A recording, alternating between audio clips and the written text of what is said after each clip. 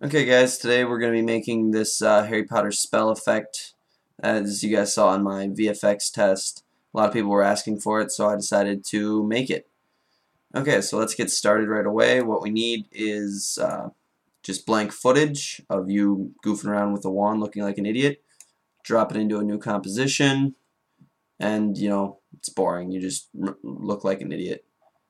So right now we're just going to go to where I block. So there's where that burst should start. And what we're going to do is go up here to Layer, New, Solid. We're going to make comp size, and you want it to be black. So just take it, drag it to black. Voila, we have black. And just leave that full size. Don't worry about cutting it out or anything. We're going to go to Effect and Noise and Grain. Fractal Noise. It's an amazing effect. You can do lots of stuff. What you want to do is bring the contrast up. And you can set it manually. 180 works pretty well, but I like it to be a little more dark like this so it looks cool. Leave the brightness as is. You can bring it down a little bit. Don't need to, whatever. Up here though, fractal type. It's at basic by default, and you want it to be dynamic twist, because then you get this cool magic looking effect. So you can just shut that right there and go to Effect, Blur and Sharpen, CC Vector Blur. And this is where we will get this cool little effect. It makes it look more magical. You don't want to bring it up too much or you'll get something like. So what you want, 8 works pretty well, if it will register. So you get this, and the edges are kind of goofy, but whatever. This is the look you want. Now we're going to make it the color we want. You can do whatever you want with this. I recommend going to Effect, Color Correction, Curves, and we'll make ours green because someone's trying to kill me with Avada Kedavra. So we'll bring the green up a little bit and bring the red down. We get kind of, this is more aqua I guess, but it works. Doesn't matter what color, whatever. So now you should just have these 3 effects. Yours should look somewhat like this. Get your color the way you want it. Now come down here. You can go to Edit, Duplicate. This says Control D, but for some reason Control D doesn't work for me. So I just do Control C for copying it and Control V, and we get an exact copy. Now this is going to sound weird, but you'll see why later. We're going to close these up, and then you're going to delete the curves of the new one we just created. So just delete it, and it'll go back to the gray. You'll see why in a second. So now, if you have footage of you actually doing something, I recommend bringing it on top, hitting T, and just bring the opacity down so you can see through it. And so you can see where your effect will be. Bring it down a little more. Make sure, though, you have the top solid layer selected, the one that's gray. Click that, and get your pen tool. Or you could use your ellipse tool if you want. You could just, do this, but I don't want to. So we'll take the pen tool and just get a nice rough mask.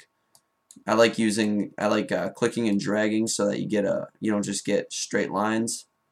And yours should look like this now. Click V, obviously, to get back to your normal clicker tool. Bring your opacity all the way back up and just drag this back to the bottom layer. Now that this top one is like this, you can take it, click MM, or you can just click F, and you'll get mask feathering. You want to just feather it out a little bit so you don't get too solid of a look. And then you want to come down to the second solid and click under the track matte, and you want to set it to Luma Matte Black Solid 3. And that's why you do this, so you can get this nice effect, just like that. And it kind of blends. You get some black, you get some white, you get some green, all that good stuff. So what I like to do is go back a few frames before you're supposed to hit. Select both these, hold Alt and then the left bracket, and you can see it cuts it right to where you want it to be. And just come to where you're done, completely done there, and just cut it. That way you don't get confused and it makes it smaller when you actually go to render it, which is really helpful with something big like this. So now that we've got this, I mean, it comes on and it shuts off. It doesn't look cool. So what we're going to want to do is take the top layer and click on fractal noise here. So we open this up and we're going to keyframe the brightness. So you can just click the stopwatch for the brightness and set it all the way so you can't see it. And this should be at the very beginning. Go to where you want it to be full. Mine should be like right there. And just drag it so it's really thick.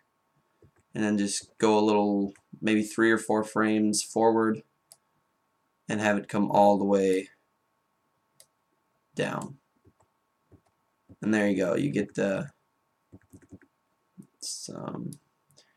nice bursting effect to it. So we'll just go.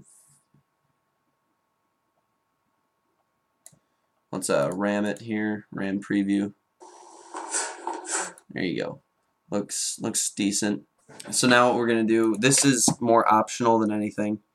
But go back to your project panel, and if you have the Action Essentials pack from VideoCopilot.net, you have these firecrackers. I like using Firecracker 4. You just drag it on top here, and so now what we're going to do is line it up so that when this is full, this beauty comes on. Just shrink it down to size, rotate it, and then that will sit there. What we're going to do is go to Effect, Color Correction, Tritone. You get these 3 tones. I'm pretty sure the only one you need to use is the highlights. You set it like this, and then we're going to set it to Add. Sorry, I'm going fast now because I realize it's already been 7.5 minutes. So now it'll burst on and off. If you don't have this, it doesn't really matter because it's hard to see, but it just gives a little added effect. Now we're going to give the color what we need. So we're going to copy our main footage and paste it and just drag it down to be on top of our original, just like that. And what you're going to do is go back a few frames again and chop it. So, and you're going to set it to add. Oops. Set it to add to get this brightness, and just take your ellipse tool, walk it into place here, and just get a rough estimate of where you think light would go. Hit F, your mask feathering will come up, so you can just feather it quite a bit. Go to Effect, Color Correction, Tint. This is a really quick way of doing this. You could probably make it a lot better. So then you get this nice green glow. Come forward. So let's set the opacity, just to make it simple. Set this all the way down. We'll come here so it's just barely fading in. Bring it up a little bit. And then it's full right there. So we'll bring it all the way up. And then it's completely gone there. We'll bring it all the way down. So then it'll looks like it's fading on. Looks really good. So that's all there really is to this effect. Leave comments, asking questions that you need, subscribe, new video every Wednesday. I'm working on a full 4-minute video, I think, of an actual fight battle thing. So, yep, that's all there is to it. Later.